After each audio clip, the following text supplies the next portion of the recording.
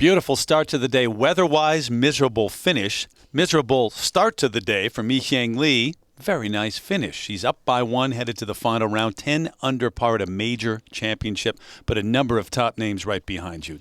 Yeah, you have Lexi Thompson, you have Lydia Ko, Morgan Pressel, an awful lot of players who played well today. A few who slipped back at the end because the conditions were so tough, but a real serious handful of players really playing well. Talk about the conditions. They changed on a dime. Yeah. That storm rolled through, and for the last hour and a half of play, and it took a long time to play because of it, in part, and the fact that the par fives were moved up. You wait for people. They're trying to reach in, too.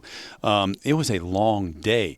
Try to survive today. And I'm not sure Morgan Pressel, she survived, but her psyche at the end of the day. She goes for it at 18 from the left, deep rough, and makes double bogey. Terrible way to finish. Yeah, she's she's pretty strong mentally, and she's proven that time and time again.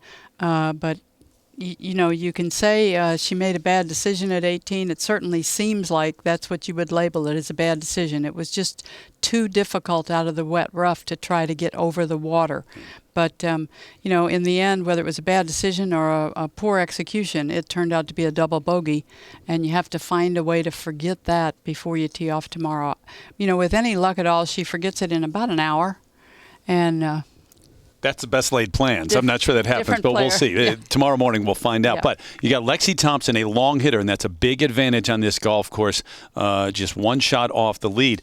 And oh, by the way, Lydia Ko, who's won just about everything in her young career, she is just two back, and that name jumps out to anybody near the top. Absolutely, but there are at least 10 players who could win this championship tomorrow, and we look forward to a real race. Go back to at least 5 under. Leanne Pace, brilliant round day 3 and still in the mix. 10 under leads at Mi-Hyang Lee.